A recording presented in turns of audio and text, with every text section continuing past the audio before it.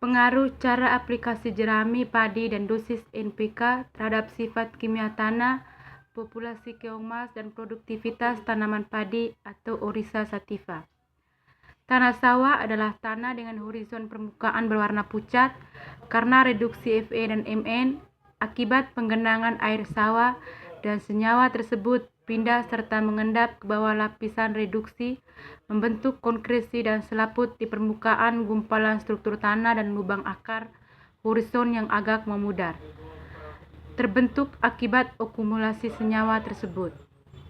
Tanah sawah dapat berasal dari tanah kering yang diairi kemudian disawahkan, atau dari tanah rawa-rawa yang dikeringkan dengan membuat saluran-saluran drainase.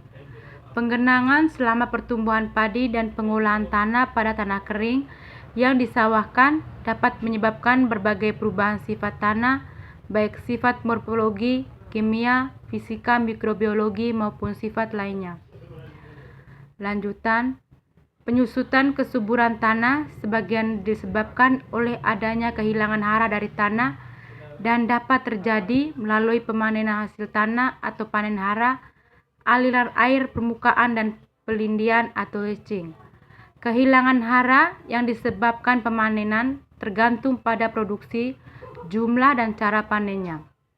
Hara semakin berkurang apabila jerami ikut diangkut keluar dari daerah persawahan karena jerami banyak mengandung hara seperti Si dan K.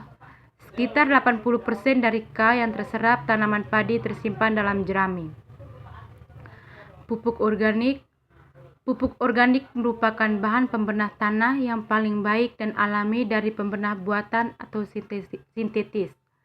Pada umumnya, pupuk organik mengandung hara makro N, P, dan K rendah, tapi mengandung hara mikro dalam jumlah cukup yang sangat diperlukan pertumbuhan tanaman. Pemberian pupuk organik melalui pengembalian sisa panen ke dalam tanah perlu mendapat perhatian, mengingat akan terjadi pengangkutan hara-hara dari dalam tanah melalui hasil panen.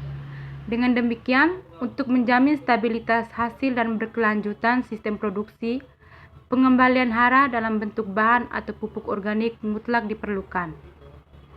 Lanjutan, pemberian pupuk organik dalam tanah dapat memperbaiki sifat fisik, kimia, dan biologi tanah, menyuburkan tanah, menambah unsur hara, menambah humus, mempengaruhi kehidupan jasad renik yang hidup dalam tanah, dan meningkatkan kapasitas mengikat air tanah.